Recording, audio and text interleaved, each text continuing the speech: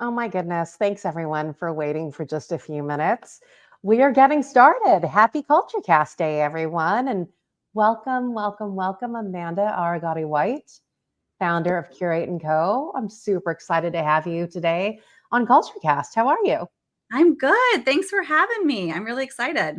Yeah, I'm excited too. And you and I got to cruise through the music on our own before we went live.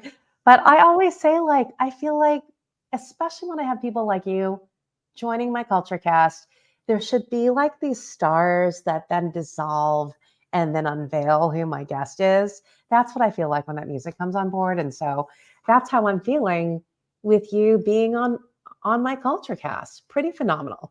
Thank you. It's an honor to be here. I'm so excited to talk all things culture. Oh my gosh, yeah. And just reminding everybody, the whole reason why we do Culture Cast, it is about how do we help cultivate environments where everyone can thrive. And I think it's just such a natural tie-in to what it is that you do. When I think about hospitality, and I was saying this to you earlier, that, having been in this corporate space for 25 plus years, and, culture, it seems like, is this thing where, well, how do you go about it? How do you create it? And when I just think about the space of hospitality, when you're already there, I mean, I think it's just kind of this natural lean in on, well, how do you welcome people, right? And so that's why I'm psyched that you're on board and on this call. I love it. Awesome. Yeah, I couldn't agree more. I feel like hospitality is at the core of everything we do, but also I think a lot about it when I think about culture and creating agency culture and culture when it extends to our clients too. Yeah, I love that. Well, before we jump into your company, I just want to jump into like your journey to, well, who is Amanda? How did you grow up? And then what kind of got you into this retail and hospitality space? So I'd love to hear that story. Of course. Yeah, Yeah. we're in. So I grew up in Portland, Oregon. I am a Pacific Northwest girl through and through, even though I'm on the East Coast now. Um, but I have a big Italian family on my dad's side that's basically all in Portland. They so grew up with a lot of cousins, aunts, uncles, grandparents were a huge part of my upbringing. Um, I've definitely I definitely have always been incredibly stubborn, which as I've gotten older, I've been able to channel that into entrepreneurship and drive and some grit.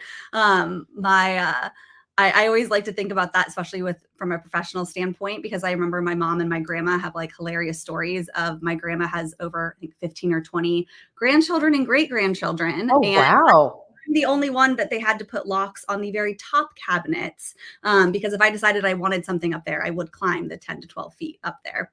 Did they put alcohol in the top cabinets? Is that what the deal was? Or That would be, well, I think it was 3 or 4, so I think it was probably cookies, like oh, chocolate. wow. Okay. Wow. But I think as I've gotten older, like how I started my career Yeah. path, I went to Gonzaga University for undergrad and actually originally thought I was going to be a lawyer and follow in my mom's footsteps and Yeah. a couple internships at law firms and decided quickly that was not for me. Um, and had an amazing opportunity to intern and then post graduation work in house at Columbia Sportswear, Yeah. which is also headquartered in Portland, Oregon. So had just an amazing opportunity and an amazing experience while working there. I got to wear a lot of different hats and worked on large scale sponsorships, as well Yeah. as by the time I left, was leading lifestyle public relations campaigns for the brand. So working with for the most part, female focused lifestyle publications like Shape, Women's Health, those type of things to land stories and product coverage.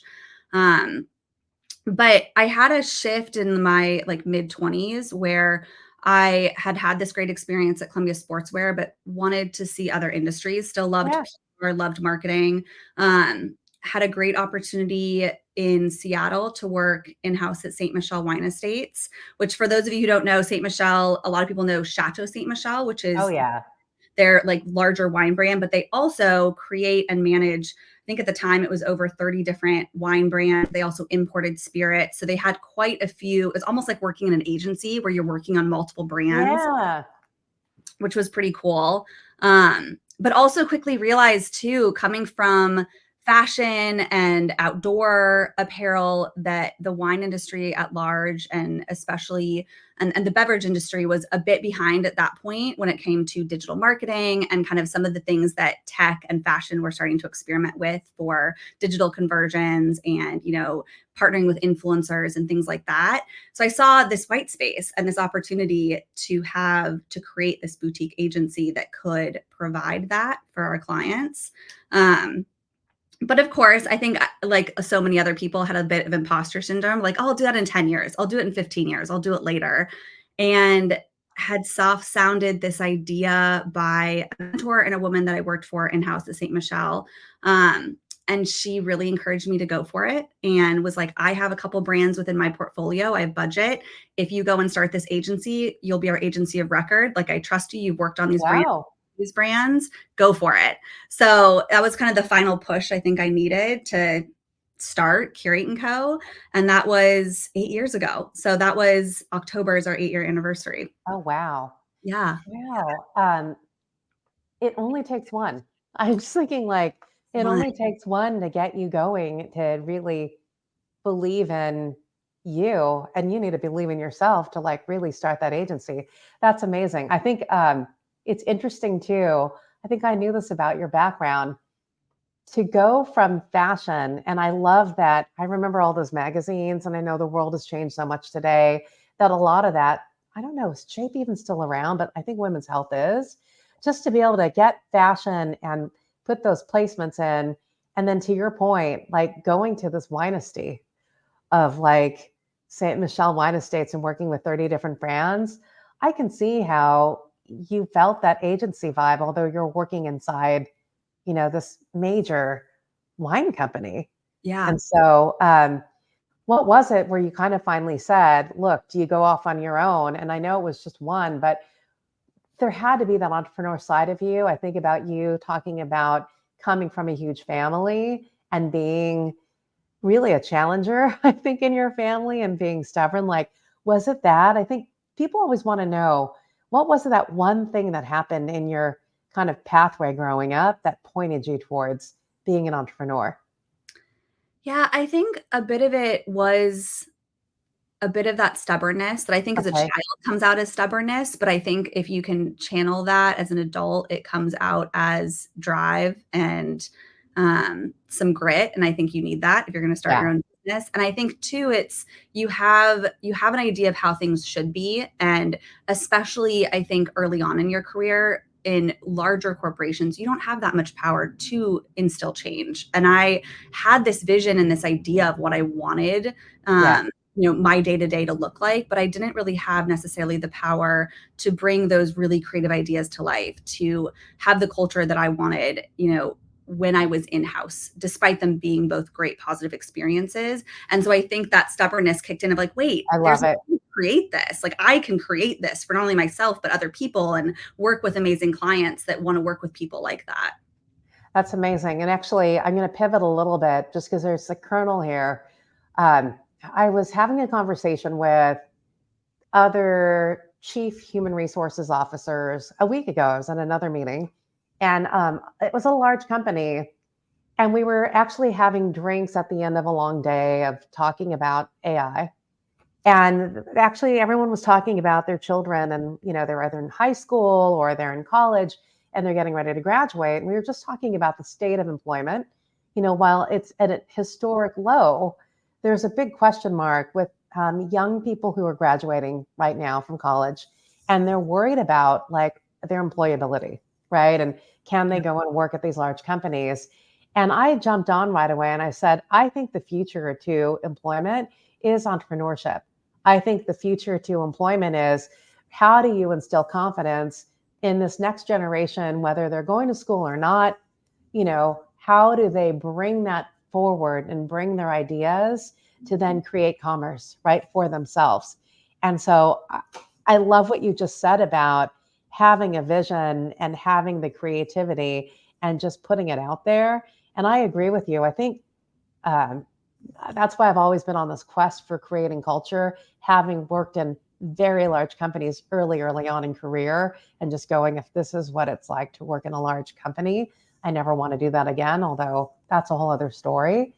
But yeah, what advice do you have for those young people who, I'll say this next generation, then we'll go on with your story, who are getting ready to graduate, whether they're entering right now or they're now figuring out, well, what am I going to do?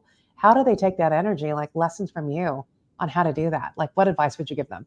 Yeah, I think I've had a couple conversations in coffee with a couple folks that have just graduated college who have ideas or who are still in college and Yeah. undergrad. And I think my number one piece of advice is to not be afraid to fail, because you aren't going to accomplish anything if you don't at least try. And failure is on that path of Yeah. success.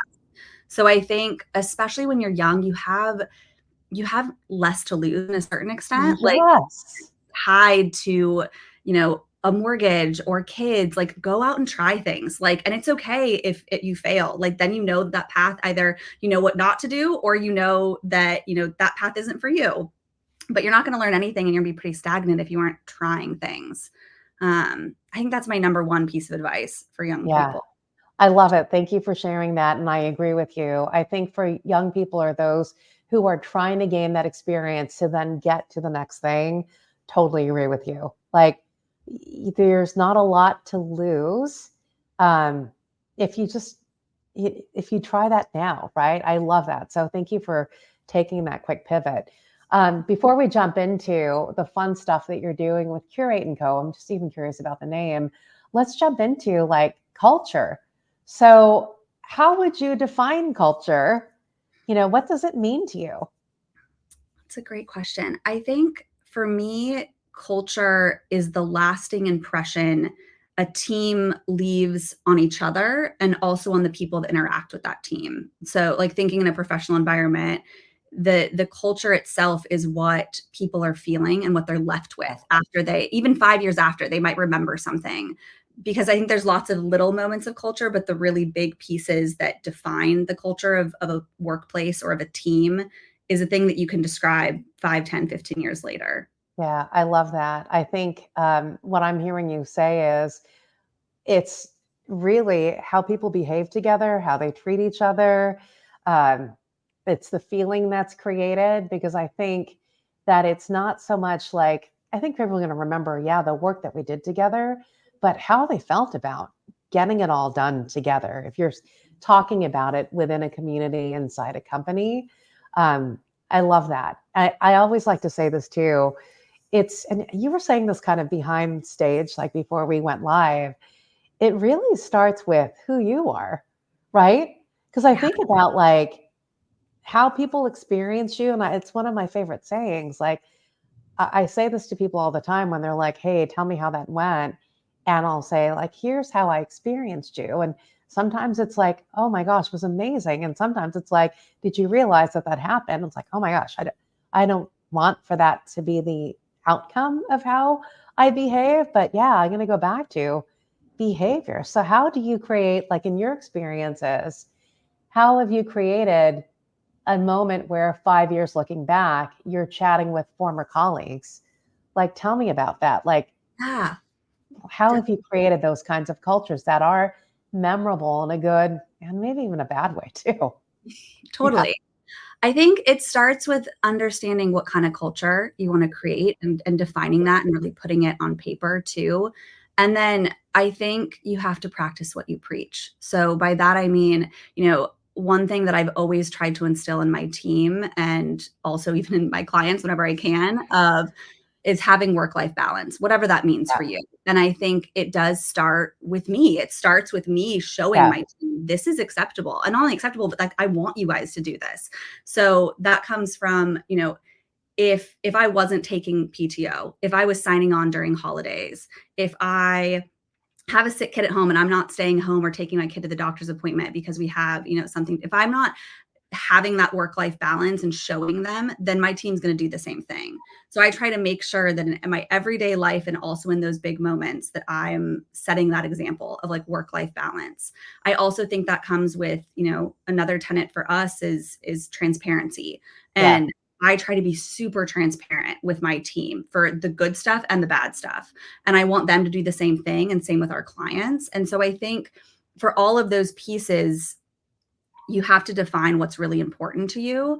And it starts with leadership. Like, you have to practice what you preach, because nobody's going to feel comfortable doing or leading in your example, or following in your example if you weren't doing it too. Yeah, I love that. I mean, I love it. It's illustrating what I always have believed, is that uh, culture is a reflection of leadership.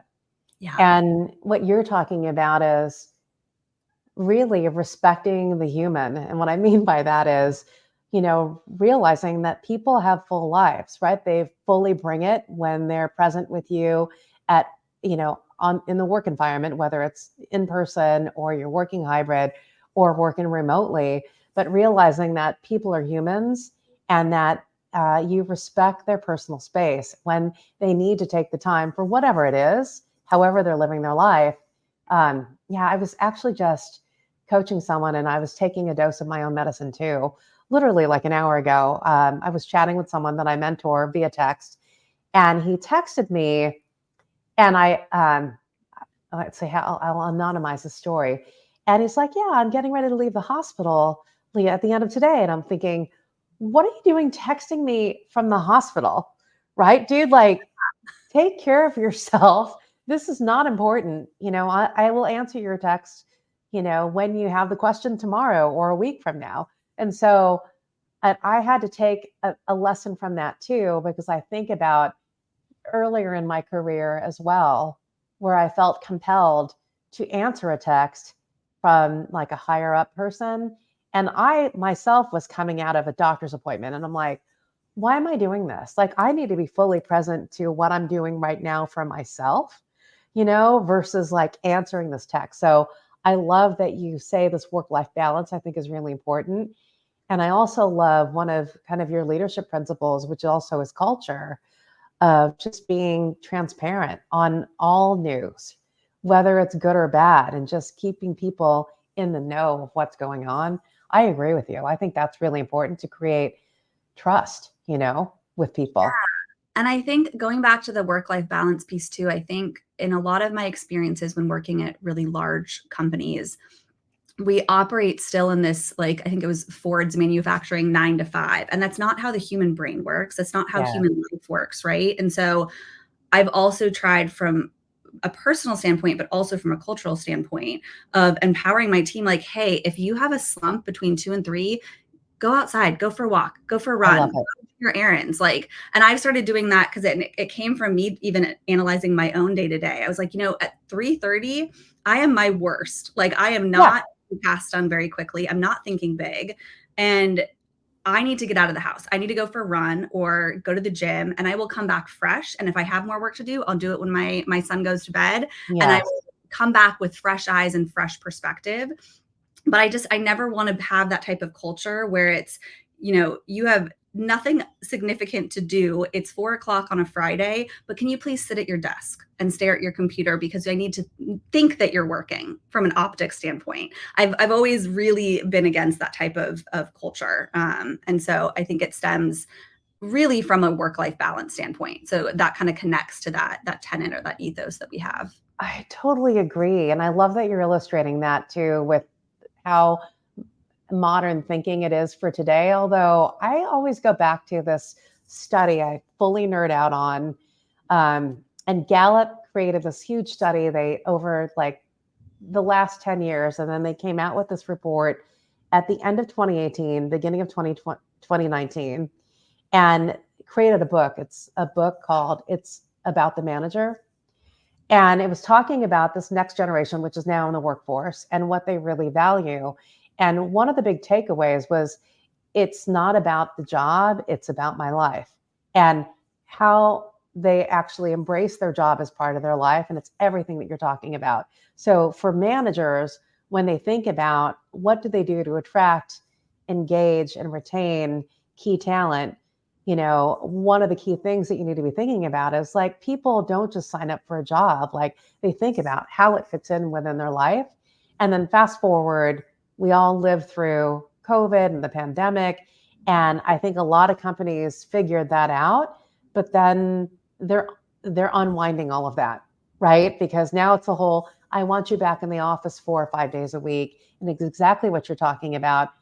what is it exactly are we accomplishing 9 to 5 by having people sit at your desk versus really unlock the productivity of people when they're best at it. And I love your point of, if you're feeling a slump, I think the best thing for productivity is to walk away from what you're doing and then come back with fresh eyes and actually new energy. So I love that you're modeling that as a leader. Totally. And I think too, so much of what we do at Curate & Co is so creative based, and Yeah. you can't just churn that out, right? Like if you're in a slump, you're not going to come up with this brilliant idea for a PR campaign or a social media campaign or an event solution. Like you need to have that time and space to allow your mind to think through and problem solve and think creatively. And that Yeah. isn't going to happen with you sitting at a desk for 10 hours straight. Oh, absolutely. All right. So let's talk about Curate & Co. And let's talk about how you are modernizing PR in the food and beverage world. And I know you talked a little bit about it when you decided to kind of play in this white space, which now that you've created, of how and you've also gone from working for a huge wine estate to now, helping boutique, smaller companies have a voice in this world. So let's talk about that. Yeah, absolutely. So we offer a couple different, this is a little bit of the background of Curate & Co. We offer a couple different services within public relations and marketing. So we do traditional PR, and that's part of where I think you kind of mentioned you want to know where Curate & Co. the name came from. Yeah. I often think of public relations, and so much of marketing is storytelling. And we're not the ones necessarily making the story. We're curating the story. We're listening. We're sitting down with founders or makers or winemakers, restaurant owners, chefs, and we're listening to their story. And then we're curating it in a way that we think is a way that will reach their target audience or who they're trying to tell that story to. And we pitch that out to media, journalists, freelancers. With that too, as you may know, PR has also evolved to have an arm into influencers. So we do a ton of work with influencers, both organic and also on a paid basis. So creators that have massive followings that are either very segmented out for a specific niche, like a beverage influencer or a lifestyle influencer. And we work with them to seed product for our clients and help be an arm of that storytelling on the digital space. And with that too, we also do both paid and organic social media management. And I think that's really fun for us to do both of those in tandem with one another, because I think the storytelling standpoint that's brand owned is so fun to think about. Like, what is the visuals? We get to produce and direct photo shoots and video shoots to bring that brand vision to life, and work hand in hand with in-house creative directors to bring that to life in a modern way of telling those stories in a way that as you're scrolling your feed on Instagram or TikTok or Facebook, it grabs your attention and you stop for even a couple moments. That's a big win in social media, right? Right.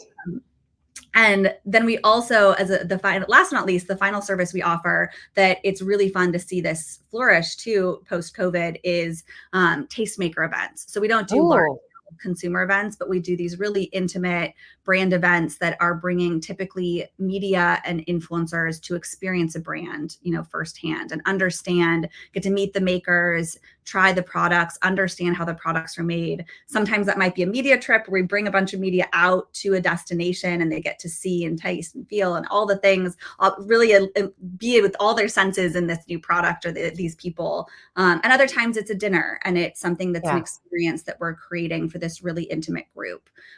So that's been really fun to see that pick up, especially starting a bit last year and more this year of these fun events we get to plan and bring to life. Yeah, I think that's amazing. And I love that you get into these tastemaker events. There's something about just connecting people, right? And bringing people together, especially coming out of the pandemic. I think people are really craving that. I work with these other founders, and what really kind of inspired them to start their company was really sadness for like this loneliness epidemic that is really an outcome of COVID. And how do you bring people together? And so doing this in a way that is also bringing people, of course, press and influencers together with the brands that you're creating. But I think relationships and connections also are a big deal around culture as well. Like, how do you do that beyond just, hey, get to know this product, but there's something about getting to know the people and the personal story. I don't know. What do you think of that? I totally agree. And I think that what we do is so relationship based. I think Yeah. on the media side, it's having relationships with our clients and really being an extension of their team, understanding the ins and outs of their products. And you need that foundation to be able to curate and figure out the right story to tell the right person. And then it's relationship based with our media contacts, our Sure. influencer contacts, of knowing what's going on, what are they working on, what excites them, what are they so tired of hearing about that they don't want you to pitch them. Um, and on social, it's cultivating relationships that feel personal with the target consumer. Like that is kind of the Yes. power of social media, right? Is it feels personal, even though it's a social media channel where you're reaching hundreds of thousands of people. Right. You need to look at it from that standpoint of how can I create a relationship with this person? It's not just me throwing content at them. We need to have a dialogue. We need to bring them into this brand universe. And I think it's all about relationships. I agree. And actually, let's jump into that. And you and I were talking about this too, about the whole culture of hospitality, and you talk about it's about building relationships with people. When I say that, tell me what your thoughts are. Like, what does it mean to create a culture of hospitality? I think for me, hospitality is feeling like you are taken care of. So I think that can mean different things in different scenarios. I think a culture of hospitality for me is that, and it's definitely something we try to create at Curate and Co, is my team feels taken care of. They feel supported. I have their back. They can go and try things and they can fail and I have their back. And it means that my clients feel like that they're taken care of, that Yeah. we have their back and we have their best interest. If they succeed, we succeed, is what I often say to my team. And so I think I think people often think of hospitality of like a dinner party and having the perfect Mhm. tablescape, which of course is incredibly fun and amazing. And I love hosting those. But I think at the end of the day, it's a feeling of being taken care of. And we try to create that relationship with our team at Curate & Co, with our clients, and also the partners that we work with, because we have great relationships with partners that we work with and collaborate on things with. I love that. Actually, I'm going to quote you back. I think it's creating a culture of being taken care of. Look, if that is like one nugget where people to say, how do I create culture? I love that. Like, do people feel like they're being taken care of, that you care enough about their experience, right? How they're experiencing you in the moment, in the meeting, in the event, in the conversation. I love that. That's just such an easy way to think about culture, and hospitality. And, you reminded me at the same meeting last week, we were in Chicago, and I got to meet one of the co-founders of Boca Restaurant Group. His name is Kevin Bain, and he welcomed us into his restaurant, and it was a bunch of CHROs. And he told the story about what the restaurant reminds him of, and it's family, because that restaurant's been there 20 plus years. But he told the story, and I don't know if you've heard the story or not, and I'm probably not going to say it correctly. But what I recall was he and his co-founder were driving, or no, he and one of his chefs were driving between Springfield to St. Louis, and they got off the freeway and they hit up a Wendy's. So they go inside this Wendy's, and he tells a story. He goes inside the Wendy's, and this gentleman or this kid opens up the door, and he's like, "Welcome to Wendy's." And so they're like, "Oh, okay." They're super friendly in this town. And then they go up to the counter and they order their food and they get their food. And of course, they got the equal friendliness from, what would you like? And so they were super friendly there. Then they get ready to sit down at the table, and they notice the table was dirty. This person comes around again and like wipes it all down. Hold on a moment. Let me wipe this down for you. Have a seat, etc. And then another woman comes by with a pitcher at a Wendy's, right? And like has a pitcher of water and refills their water cup. And, would you like some more water? And then they're like looking at each other going, okay, we're at a Wendy's. And so Kevin told the rest of the group, he goes, look, we've got to go talk to the manager. Like, what is going on here? This is Wendy's, right? It's a fast casual, quick service restaurant. This is unusual. And so he went to go like ask for the manager, and the manager thought, oh my gosh, is everything okay? How's your experience? And they said, it's been phenomenal. Like, this is amazing. The way people are taking care of us and the way they're treating us, it's as if they own this restaurant. And then he pointed up to something on the wall, and I think it was the #1 Wendy's in the United States. And this was back in 1997. So when I think about the words hospitality and the culture that was instilled inside that restaurant, right, where everyone was just so excited to be there and excited to have people there and proud to show it off. And going back to what you said around taking care of people, like to that extent, think about, and I've come from this world of having worked at and having cultivated environments where it is, frontline, minimum wage plus hourly team members who were out there trying to hustle for themselves and their families, but also serve others, right? And to hear that story, it just warms my heart that like the manager has got to be creating a culture where people feel so empowered to be themselves and to treat each other in a way where they're taking care of each other. So I don't know what you think of that story, but I don't know if you've heard that before, but I think it's amazing. No, I would say that is such a powerful story. I love that. And I love that it's a Wendy's too, because you expect that when you're going to like a 5-star fine dining restaurant. Right. To have that, it does show that culture is so powerful. Like if that manager and if that team wants to accomplish that and it's coming from the top down, like it can be anywhere that has that type of mentality of let's take care of each other. You feel taken care of. You have that hospitality as a team, and that extends to anyone who comes in and is a part of that or touches that team. Yeah, I love it. Yeah, I love it too. I think he told that story to us, but then he told that story about opening this very fine dining restaurant, right? Like Boca is a James Beard Award winner. It's also Michelin starred, right? So very fine dining.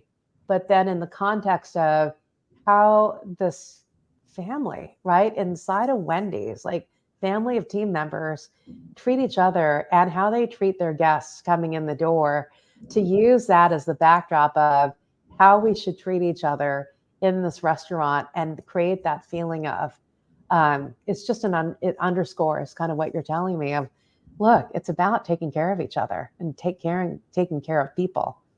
What a great lesson. Yeah, I couldn't agree more. That's an awesome story. I'm gonna have to retell that. I mean, you should, right? I hope I told it right, Kevin Bain, but he was the one who shared the story. It's pretty amazing. So it seems to me, though, to create a culture where people really believe in taking care and creating relationships, you must hire a certain kind of person to come and work at your company. So, I mean, I'd love to understand, like, what is it that you look for and who is successful working inside of your company? Yeah, it's a great question. I think we have one of our ethos too is you're never too busy to be kind. And I think that that is incredibly important in supporting that culture of hospitality. I think all you need is one bad egg in a culture, and it can start deteriorating slowly. It's not going to happen overnight. So I think when we hire very slowly, because we need to make sure we understand the person that we're bringing in. We're not looking at that person as, somebody who's just there to fulfill one task. They're part of the culture, and they need to come in and believe in that culture and want to have that culture flourish. There's obviously a skill set involved in certain roles that like we're also looking for, but sometimes that's equal, if not secondary, to like finding that perfect fit. Because so much can be learned, but you can't necessarily always teach kindness. Like some people, like you can try, but you can't always. Yeah. So I think for us, it's we take a lot of time and effort to get to know the person, have them get to know us, make sure this is a really good fit. because we're so protective of what we've built. And I think our clients have come to expect that of us, of not only is the work that we're producing of this really high caliber, but also the culture and the manner in which we're interacting with our clients and each other is fantastic. Like we've had a couple interactions where in the last couple years, we've met with teams in person for the first time after so many Zooms, right? Like we nice. Yeah. here with somebody and we're like, wow, we actually get to meet and have dinner. And we've actually had some clients tell us like, wow, you guys are goals. Like this is like really great. It just feels good sitting at the table with your team. Like it's fun to hear that. And I think it starts with the hiring process. We're very intentional with who we bring on to make sure that it's a good fit, not just for us, but also for them. Like some people wouldn't fit with this and wouldn't be happy in this type of culture. Yeah, I love that tenet for you too. I mean, and I agree that people should incorporate it. I incorporate it, at least I try to. I'm not perfect, but I love this whole people who are kind. Like, I think kindness matters, right? And I believe that anyone is capable of being kind. They just need to take a moment and be present, right? And like when I say that, it is about, you never know like what people might be going through in the moment that you're interacting with them, right? And I always say it's not, the stimulus, it's in how you choose to respond to people, and always choose kindness first. And kindness doesn't mean always like to be nice initially, but also kindness is also about being real with people. So 100%. Yeah, I think people think kindness is something where it's just, rainbows and unicorns, but it is, I think it's deeper than that. It's taking a moment, it's giving grace, exactly what you said, know what somebody is going through. So even if somebody feels super stressed, taking that moment. And I think too, as an agency and working with so many different types of people in so many different environments, I mean, hospitality can be incredibly stressful. Like in the restaurant side, there is a lot of things happening and people are working really long hours. And so I think our role in that too is taking that step back and looking at, what are the problems that are happening and how can we help fix those? How can we help curate this and take this off of your plate so that we can, make that little piece of your life a little bit easier, or the stress of trying to market and get the right people in your restaurant or to buy your products. That's right. I love that. And I love that it is about kindness is about giving grace. I mean, think about that as a statement too. All these amazing nuggets, Amanda, that we're coming up with from your culture creation. Now, I'd love to hear about lessons learned. So there are people, we talked about different backgrounds listening into CultureCast, but I think there are a lot of people who are now interested. All right, how do I take that leap of faith? What lessons learned as a founder, right? If there's any lessons that you can, or some life hacks around being a founder of a company, what's one or two that you could share with people around, starting your own? The first thing that I always go back to when somebody asks me that question is following your gut. The times when I look back at the last 8 years since starting Curate & Co. that I have not followed my gut. And by that, I mean, like maybe it's an opportunity to have a new client or to do a project, but my gut's telling me this isn't the right fit. But I talk myself into it. I'm like, oh, but it's like, this is a great opportunity. It's expanding what we normally do. It's a great, like, let's test it out. Let's see. But if my gut is telling me no, every time that I've said yes to those things, I have regretted it almost instantly. And so I've learned to really follow my gut of if my gut's telling me no, listen to it. I think too, you have to be a little bit crazy. I mean, being an entrepreneur, there are so many doors closed. There's so many no's, and there's so many, like, I think I saw, and I think that's not just for entrepreneurs, but a lot of people that are, in their careers, there's so many ups and downs. There's moments where you are getting out of your office and you're jumping up and down because there's a big win. And then 2 days later, a door is slammed in your face that you thought was a for sure thing, or a huge challenge. And I think you just have to have the persistence and be a little bit crazy of like, okay, I'm just going to keep going. Right. just doesn't make sense. Yeah.